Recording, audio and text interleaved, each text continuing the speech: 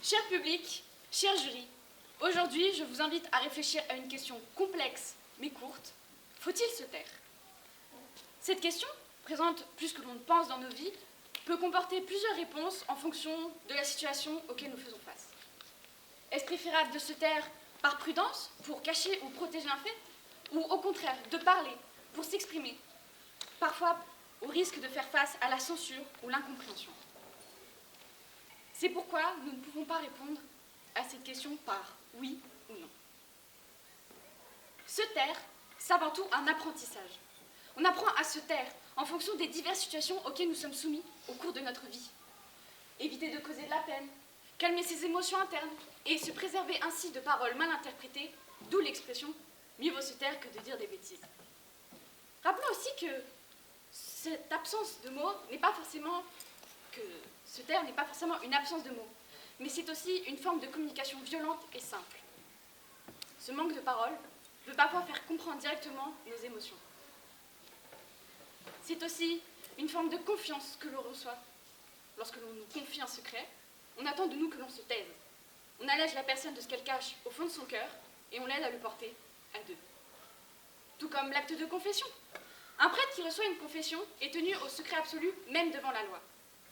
Cet acte permet à autrui de libérer sa parole au profit du silence de quelqu'un d'autre, sans qu'il ne soit inquiété de devoir assumer les paroles qu'il a laissé entendre ou d'en avoir honte. On apprend à ne pas parler à tort et à travers, à écouter les autres et à respecter leur temps de parole. Lors d'un débat, il est crucial de savoir laisser son adversaire s'exprimer. Tout d'abord pour montrer son respect de son opinion, et car parler au même instant serait parasite. Et puis, se taire pendant que l'autre parle, ne permet-il pas ainsi de construire son contre-argument sur son avis et ainsi de mieux répliquer? Entre nous, je pense que chaque personne présente ici aujourd'hui apprécie, ou a apprécié au moins une fois dans sa vie que l'on se taise lorsque l'on s'exprime. Que ce soit dans un cercle privé, sur quelque chose de plus ou moins anodin, ou comme aujourd'hui, devant un public conséquent. Finalement, se taire n'est-il pas un acte apprécié et recherché par tous? Cependant, parler, c'est se libérer. C'est exprimer son opinion, ses émotions, son mécontentement ou son bonheur. Sans parole, pas de communication. Et donc, beaucoup d'incompréhension. Même si le silence et se taire peuvent être appréciés, ils ne peuvent pas convenir à chaque situation. Si tout le monde se taisait, un des moyens de compréhension les plus importants entre nous autres êtres humains serait brisé. Cela nous aide également à exprimer notre ressenti, dire ce qui nous plaît ou non, accepter ou refuser quelque chose, qu'il s'agisse de faits plus ou moins graves.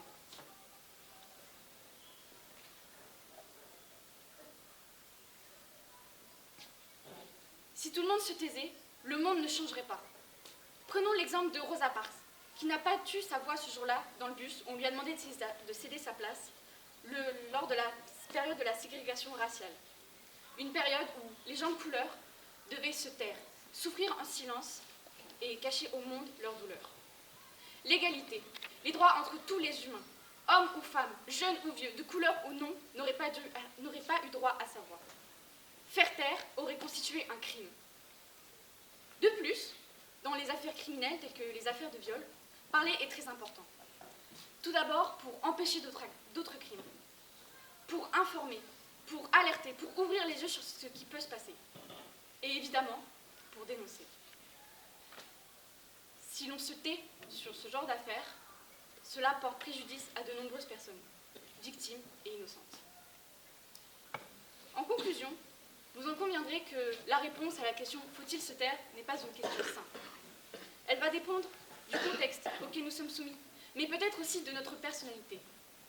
Peut-être que quelqu'un de plus introverti aura plus de facilité à se taire que quelqu'un pour qui il est simple d'exprimer son avis. Peut-être que la pression du cadre et la réflexion sur les conséquences de notre futur silence ou non influera notre résolution. En somme, la question à « faut-il se taire » est une question propre, est une question difficile, et sa réponse est propre à chaque individu et à chaque situation.